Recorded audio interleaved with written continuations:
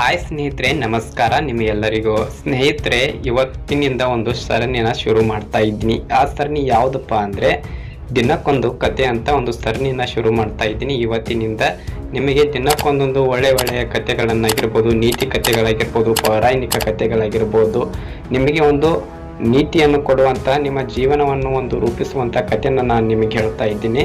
ದಯವಿಟ್ಟು ಎಲ್ಲರೂ ಈ ನಮ್ಮ ಒಂದು ಸರಣಿಗೆ ಪ್ರೋತ್ಸಾಹನ ನೀಡಿ ಅಂತ ಕೇಳ್ಕೊಳ್ತಾ ಇದ್ದೀನಿ. ಇವತ್ತಿನ ಕತೆ ಬಂದ್ಬಿಟ್ಟು ಜಿಪುನ ಕಲಿತ ಪಾಠ ಅಂತ. ಸ್ನೇಹಿತರೆ, ಒಂದು ಊರಿರುತ್ತೆ. ಒಂದು ಊರಲ್ಲಿ ಒಬ್ಬ ಜಿಪ್ನ ಇರ್ತಾನೆ. ಅವನ ಹೆಸರು ಗಂಗಾಧರ ಅಂತ. ಅವನ ಹತ್ರ ಸಾಕಷ್ಟು ಹಣ ಇರುತ್ತೆ. ಆದರೂ ಕೂಡ ಅಕ್ಕನಂತೆ ಹರಕು ಬಟ್ಟೆ ಧರಿಸ್ತಾ ಇರ್ತಾನೆ. ಅಕ್ಕಪಕ್ಕದ ಮನೆಯವರಿಗೆ ಅವನನ್ನು ಕಂಡ್ರೆ ಆಗದು. ಯಾರಿಗೂ ಒಂದು ಪೈಸೆ ಸಹಾಯ ಮಾಡುವಂಥವನಲ್ಲ. ಒಂದು ಮುರುಕು ಮನೆಯಲ್ಲಿ ವಾಸ ಆಗಿರ್ತಾನೆ. ಅವನಿಗೆ ಒಬ್ಬ ಒಳ್ಳೆಯ ಸ್ನೇಹಿತ ಕೂಡ ಇರ್ತಿರಲಿಲ್ಲ. ಪ್ರತಿದಿನ ಅವನು ಕೆಲಸವೆಂದರೆ ತಾನು ಗಳಿಸಿದ ಚಿನ್ನದ ನಾಣ್ಯಗಳನ್ನು ಎಣಿಸುವುದು. ಅದನ್ನು ನೋಡಿ ಸಂತೋಷ ಪಡುತ್ತಿದ್ದ. ಆದರೆ ಹಣದಿಂದ ಅವನಿಗೆ ಯಾವುದೇ ಸುಖ ಇರಲಿಲ್ಲ. ಯಾರಾದರೂ ಅದನ್ನು ಕದ್ದರೆ ಎಂಬ ಭಯ ಅವನಿಗೆ ಕಾಡ್ತಾ ಇರುತ್ತೆ. ಒಂದಿನ ಅವನು ತನ್ನ ನಿಧಿಯನ್ನು ಬಚ್ಚಿಡಬೇಕೆಂದು ನಿರ್ಧರಿಸಿದ. ಒಂದು ದೊಡ್ಡ ಪೆಟ್ಟಿಗೆಯಲ್ಲಿ ನಾಣ್ಯಗಳನ್ನು ಇಟ್ಟು ಬಿಗಿ ಹಾಕಿ ಹತ್ತಿರದಲ್ಲೇ ಇದ್ದ ಒಂದು ದೊಡ್ಡ ಮರದ ಕೆಳಗೆ ಹೂತಿಟ್ಟ.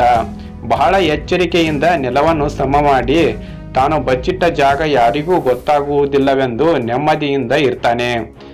ಬೆಳಿಗ್ಗೆ ನೆರೆಹೊರೆಯವರು ಏಳುವ ಮುನ್ನ ಮರದ ಬಳಿ ಹೋಗಿ ನಿಧಿ ಬಚ್ಚಿಟ್ಟ ನೆಲವನ್ನು ನೋಡಿ ಮನೆಗೆ ಹಿಂತಿರುಗ್ತಿರ್ತಾನೆ. ಹೀಗೆ ಹಲವು ದಿನ ಕಳೀತವೆ.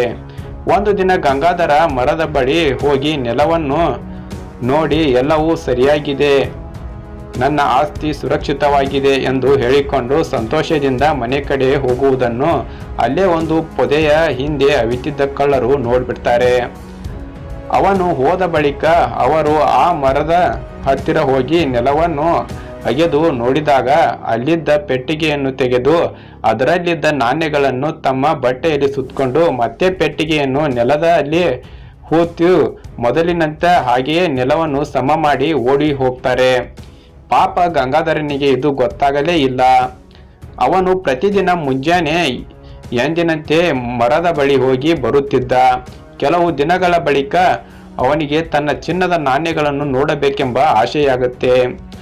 ನೆಲವನ್ನು ಅಗೆದು ಪೆಟ್ಟಿಗೆ ಹೊತ್ತುಕೊಂಡು ಮನೆಗೆ ಹೋದ. ತೆಗೆದು ನೋಡಿದಾಗ ಪೆಟ್ಟಿಗೆ ಖಾಲಿಯಾಗಿರುತ್ತೆ. ಅವನು ಅಲ್ಲೇ ಕುಸಿದು ಬೀಳ್ತಾನೆ. ಅವನು ಗೋಳಾಟವನ್ನು ಕೇಳಿದ ನೆರೆಹೊರೆಯವರು ಅವನ ಬಳಿಗೆ ಬರ್ತಾರೆ.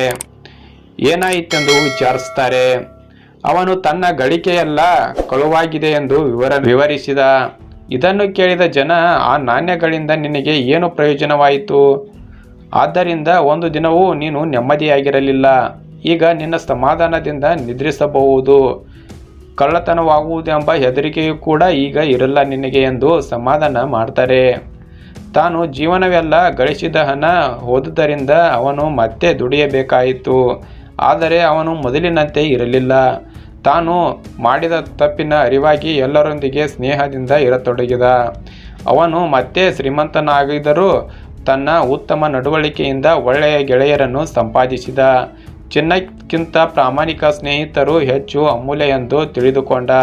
ಕಷ್ಟದಲ್ಲಿದ್ದವರಿಗೆ ಸಹಾಯ ಮಾಡುತ್ತಾ ಹೀಗೆ ಜೀವನ ಸಾಗಿಸಿದ. ಮತ್ತೆ ಊರಿನ ಜನರಿಗೆ ಒಬ್ಬ ಒಳ್ಳೆಯ ವ್ಯಕ್ತಿ ಮತ್ತು ಆದರ್ಶವಾಗಿ ಹೊರಹೊಮ್ಮಿದ.